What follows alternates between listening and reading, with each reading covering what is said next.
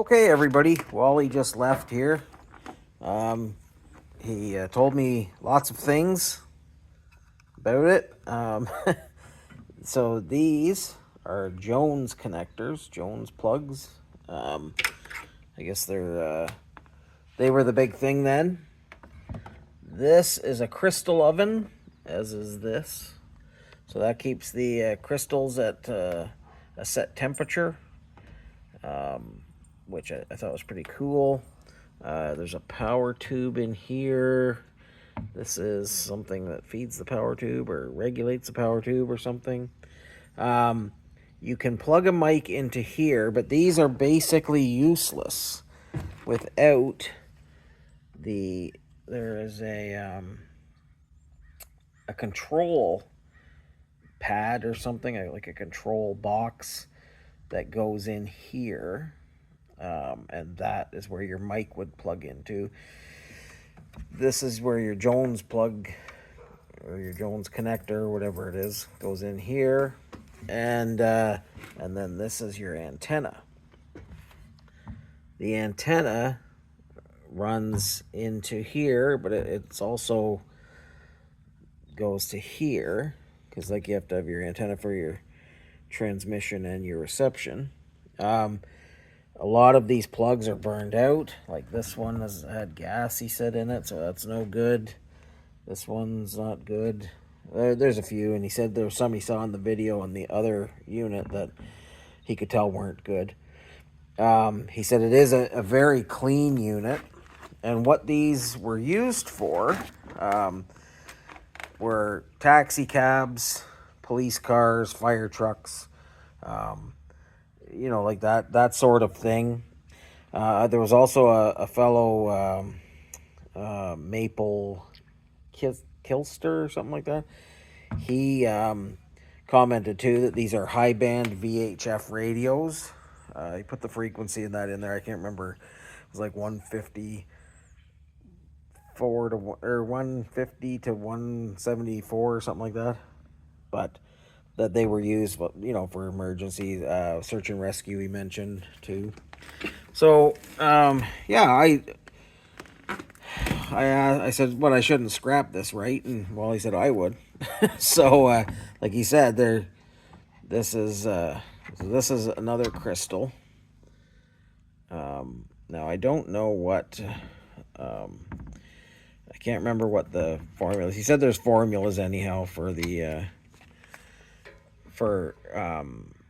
like the crystals. So the radio frequency is 170 point something, but he said the crystals might be at like 120 something because it has to go through some multiplication, or I'm not exactly sure everything, but he did say that if you wanted to test it, you could plug your mic right into this, like while this is open, but normally this would be in the trunk of your car or somewhere in your vehicle that it was like kind of fixed there. So I don't know, because it's pretty big, I guess. He also said that this would take so much power to run that they're just inefficient compared to even the transistors, which I don't know what everything's running on now, like with digital. But anyways, Wally said he would scrap it because he said there's really no use for them anymore. And he said unless you could find somebody who collects them or needs parts, because he said it is a very clean unit. Both of them were kept very well. Now Cruiser Mac had thought maybe military, and Wally said that these boxes and this what he called as rubberized hair is probably military. So it was probably packaged and kept like the way that the military keeps theirs, but this wouldn't have been military. It wouldn't run on the frequencies that the military would use. So, but anyways, I don't know. I thought that was really cool. I'm not going to scrap it, at least not yet. I'll see if I'll put it on eBay. I've been kind of wanting to try eBay again, so I'll put it on eBay and like the guy had them on Facebook Marketplace up here, so I can't imagine that. I did go on a group, but it was amateur radios, and from what I'm told, this is not amateur radio. So I gotta try and figure out how to get that thing out of there. But yeah, so I don't know. Let me know what you think. Like, what would be a other than eBay? Is there another place that you would try to sell these? I can't test it. I don't know enough about the stuff, and it kind of sounds like there's not really much use to test it, but somebody might want it. And like you said, it's been kept in excellent condition, so everything probably works. The other cool thing that I didn't realize, this is a transformer. He was saying, because there's wires. I just thought it was a heat sink, but he said no, it's a transformer in there. So that I thought kind of interesting, where I was kind of like, well, maybe I could just scrap that thing and see what but I'm not gonna. So anyways, that's all I got to report about this. I just figured I'd do a little video, and I don't know. I was kind of hoping that he was coming over here to tell me it was worth thousands of dollars, but it's not. He thinks it would be good to scrap.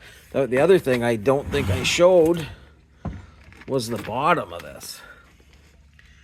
And so I thought it was neat too, but like what he thought is neat is he said there's probably ladies like just in a line, just soldering each of these connections, and like I just look at that and I'm like, well, that's that is not, that gives me anxiety just thinking about that.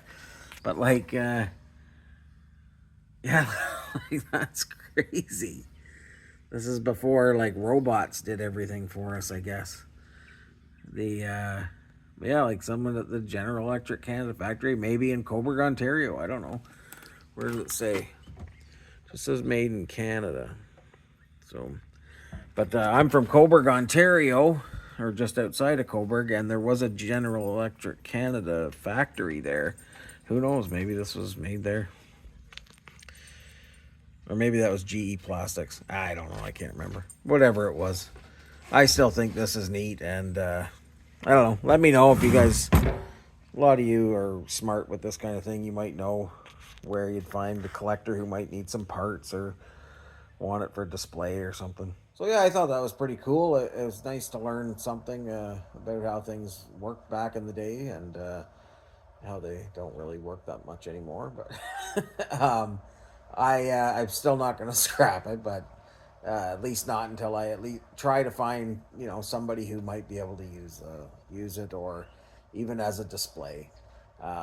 It's not military. I was hoping McLean. I should put a link. Actually, I don't know if I can put a link, but anyways, McLean. He's the buyer at my scrapyard. He is setting up it's called the War Dungeon. It's on Facebook, but he's setting up a military museum, and it's up the Alaska Highway, kind of close to up towards Buick, where these radios came out of. But yeah, he's setting that up there, and I was hoping they were military. I sent him a text asking if he could have a look and see, but now I know they aren't. So McLean, if you are watching this, don't worry about it. But anyways, yeah, that's it. That's the end of that mystery. But I will put them up on eBay. I'll see what if I can get any interest at all. I guess I'll put them up separate. Well, he's got another one he's gonna give me to put up too, and I don't know. He says he doesn't want anything for it, but if I can sell it, it's from the forestry, the Ministry of Forestry or something like that, and so yeah, I don't know. We'll see. I'm sure it's in good condition, and yeah, I'll throw that up because he's got so much stuff, and he's trying to downsize, and he said like so much of the stuff he has, it just isn't viable anymore. Like things that, like he said, he's got equipment that he paid over $10,000 for back in the 70s or 60s or whenever, and now for $50 you can get something that is fits in your pocket and does the same thing. So he's got a lot of stuff to get rid of, and I'll see what we can do. All right. Thanks, everybody. Have a great time. Thanks for tuning in. And yeah, I appreciate everybody that stops in and leaves comments. And thanks very much.